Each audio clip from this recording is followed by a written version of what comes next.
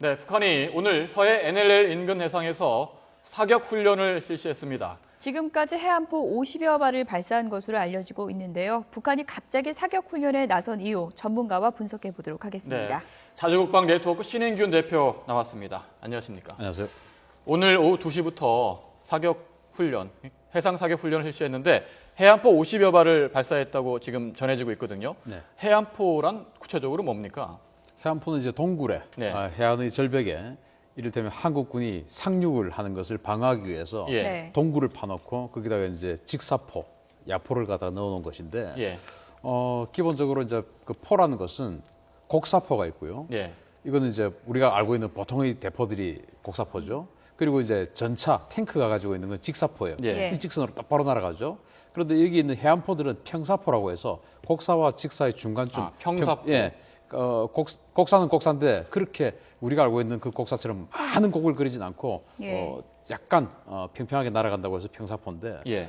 그게 이제 76mm 구경의 평사포가 있고 또 122mm 구경의 해안포가 있어요. 예. 두 가지를 지금 북한이 쓰고 있는데 아까 우리 YTN 백년도 통신원 분의 말씀에 따르면 소리가 좀 지난번보다 좀 작았던 것 같다. 그렇다고 그런 이야기를 하더라고요. 하신 예. 걸 제가 들었습니다. 예. 그랬던 걸로 봐서 이번에 동원한 포들이 강력한 어떤 포는 아닌 것 같다. 뭐 방사포라든지 이런 건 아닌 것 같고 해안포 중에서도 76mm 평사포 이게 좀 작습니다. 지난번 연평도 포격했던 포들이 76mm 평사포와 122mm 방사포였는데 북한이 가지고 있는 포 중에 가장 약한 게 이 76mm입니다. 그래서 이번에 보여준 이 사격 훈련한 것은 자기네들이 가지고 있는 여러 무기 체계 중에서 예. 제일 약한 것을 사용을 함으로써 예. 한국군의 자극을 최대한 줄이는 그런 훈련을 하지 않았느냐 이렇게 생각합니다. 예. 일단 오후 2시에 이제 포사격했고 10분 동안 하다가 지금은 이제 정지한 그런 상황인데요. 네. 지금 그러면 아예 멈췄다라고 볼 수 있는 건가요? 두 가지 측면으로 볼 수 있습니다. 기본적으로 이번 훈련이 예. 이번 북한의 사격 훈련이 그야말로 훈련적 차원에서 군사 훈련적 차원에서 했다면 이 10분 정도의 사격 훈련으로는 충분한 것이 아니죠. 네. 이런 사격 훈련을 할 필요는 없죠. 이걸 위해서 굳이 우리에게 통보를 하고 뭐 한국 사회를 떠들썩하게 만들 이유는 전혀 없는 그런 정도의 소규모 훈련입니다. 지난번에는 한 3시간 정도 됐었죠. 3시간 정도 한 예. 500발을 쐈지 않습니까? 지난번에 예. 10분의 1인데 예. 이것이 그야말로 군사 훈련적 측면에서 했다면 아직도 한 번 더, 두 번 더 해야 되죠. 근데 지금 이미 야간으로 지금 접어들고 있는 시기인데 예. 그럼 왜 굳이 이 시기에 우리에게 통보까지 하고 겨우 50발만 쐈느냐? 그러니까요. 예, 저는 이제 제 나름대로 분석을 하기는 일단 북한이 지금 핵실험을 한다라고 하고 예. 어제 저녁만 해도 증폭 핵분열탄보다 훨씬 더 센 것을 한다. ICBM보다 더 센 것을 한다. 예. 뭐 이런 식으로 이야기를 했음에도 불구하고 오늘 아침에 우리 언론은 그것에 대해서 아무런 반응이 없었어요. 그럴 정도로 지금 우리 한국의 모든 관심사는 세월호 참사의 구조 작업이 어떻게 진행되고 있느냐. 여기 모든 것이 집중돼 있었죠. 예. 오바마 대통령이 방한을 했음에도 불구하고 그것은 뉴스의 한 귀퉁이를 차지해버렸어요. 그럴 정도로 지금 한국 사회는 모든 관심이 세월호 참사에 집중돼 있습니다.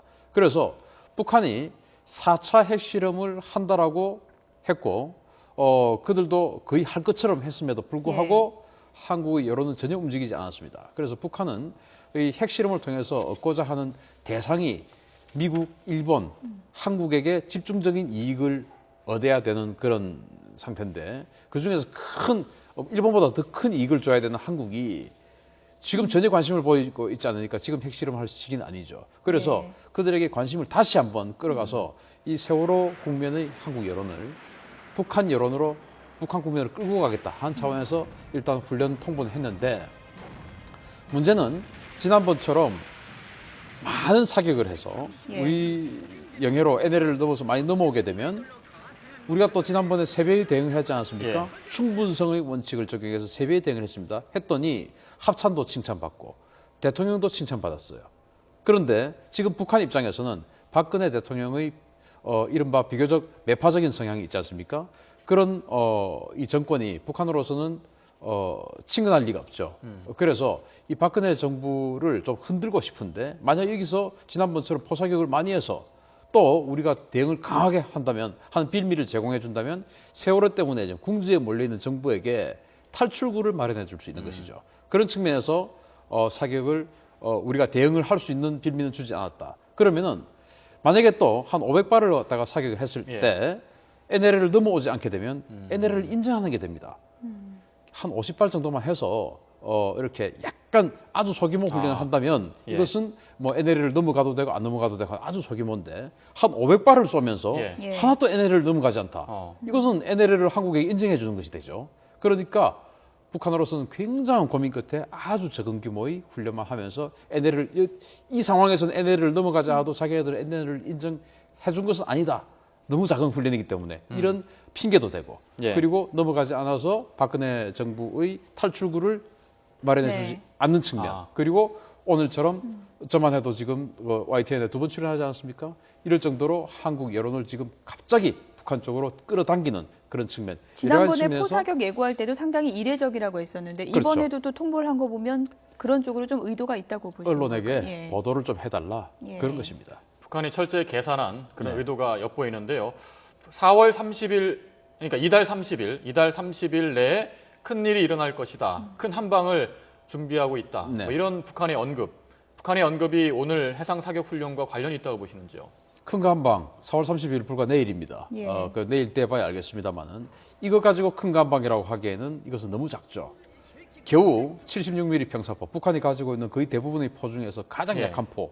이거 한 50발 쏘고 나서 이게 큰 거 한방이다라고 하기에는 뭐 그동안 이 말해왔던 여러 언행들이 너무나 컸죠. 그래서 이것은 결국 큰 거 한방은 아니고 큰 거 한방을 보여주려면은 여론을 한국 국민들이 관심을 계속 북한 쪽으로 돌려야 되는데 지금 아무도 관심이 없는 거죠. 그래서 큰 거 한방을 진짜 보여주고 싶은데 여론을 환기시키기 위해서 이른바 뭐 이를테면 그 콘서트 같은 거 보러 가면 오프닝 밴드라고 있지 않습니까? 그런 차원의 훈련이다 이렇게 볼 수 있겠습니다. 그렇다면 큰 거 한방은 뭐 핵실험을 의미하는 겁니까?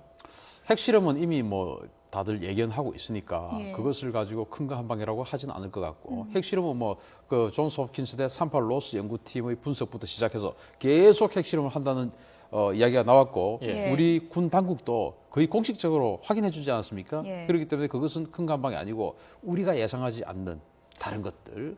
그래서 저는 지금 화면에 나오고 있습니다만은 KN-08 대륙간 탄도미사일로 보이는 저 KN-08이 지나가고 있지 않습니까? 저 한 번도 실험하지 않았거든요. 그래서 저런 대륙간 탄도미사일 실험을 한번 하려는 마음을 가지고 있지 않았을까라는 생각을 하는데 그 왜 저는 그런 분석을 하냐면 핵실험은 북한이 가지고 있는 여러 가지 도발 카드에서 가장 마지막 단계입니다. 가장 마지막 단계를 하고 그거보다 더 약한 단계를 하면 그보다 약한 단계 시시하죠.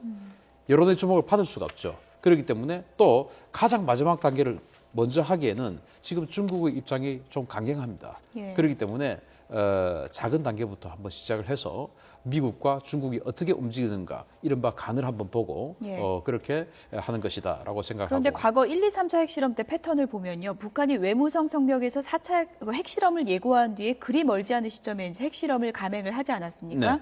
이번은 조금 시점이 달라진 것 같기도 합니다. 만약에 핵실험이 이루어진다면 언제쯤으로 보시는 건가요? 핵실험이 이루어진다면 이 핵실험 앞에 또 전조 또 상황이 또 있습니다. 그것이 이제 외무성 담화도 있지만 미사일 발사 실험을 항상 해왔었습니다. 장거리 미사일이죠. 그것도 노동 미사일 정도 수준이 아니고 이른바 단분리를 해서 한 2,000km, 3,000km 이상 날아가는 그런 미사일 발사 실험을 한 이후에 핵실험을 했습니다. 왜냐?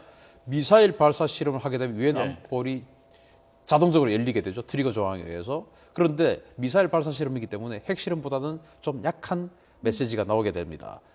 그러면은 그 메시지를 보고 그 메시지가 이른바 북한이 원하는 자기네들이 유엔 안보리 제재 기량을 좀 약화시키고 또 해운 제재, 경제 제재, 뭐 또 에드로이스 법안이라고 해서 포괄적 북한 제재안 여러 가지 지금 제재들이 작동하고 있는데 이것을 좀 약화시키는 역할을 만약에 하게 되면 핵실험까지 전이가 안 될 수도 있고 그럼에도 불구하고 더 강력한 제재가 들어온다든지 아니면 중국이 동참한다든지 그렇게 되면 이제 핵실험까지 갈 가능성이 큽니다.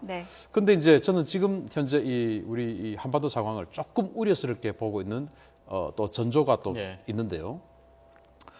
그저께인가요? 중국의 선양군구 39 집단군이라는 부대가 우리로 치면 군단급 부대인데요. 중국의 인민해방군 전체에서 서열 두 번째의 집단군입니다. 이 집단군이 이례적으로 지난 동계훈련을 백두산 부근에서 한 것을 공개를 했는데 지금도 또 훈련을 하는 것을 또 공개를 했어요. 공개를 했다는 것은 누군가에게 보라는 것입니다. 예. 그래서 또 중국의 북해함대 해군이 발해만, 즉 북한 그 평안북도 앞바다에서 지금 해군 함대 훈련을 하고 있는데 그것도 공개를 했어요. 그것은 지금 혹시 오바마 대통령의 어떤 외교적 궁지에서 북한의 핵이 지금 너무 진전되고 있기 때문에 북한의 핵 시설을 탈취하려 하는 어떤 그 분위기가 있지 않겠느냐라는 중국의 판단에 의해서 미국의 한미의 군사력이 북한 쪽으로 침투하는 것을 방어하기 위해서 중국의 해군이 바로 북한 앞바다에서 작전하는 것이 아니냐라는 저는 생각을 하고 그런 측면에서 우리가 사실 지금 현 상황이 세월호 참사 때문에 너무나 아픈 시기지만 좀 북한 쪽에도 관심을 기울일 필요가 있다 이렇게 봅니다. 네, 오늘 말씀 여기까지 듣겠습니다. 자주국방 네트워크 신인균 대표였습니다. 고맙습니다.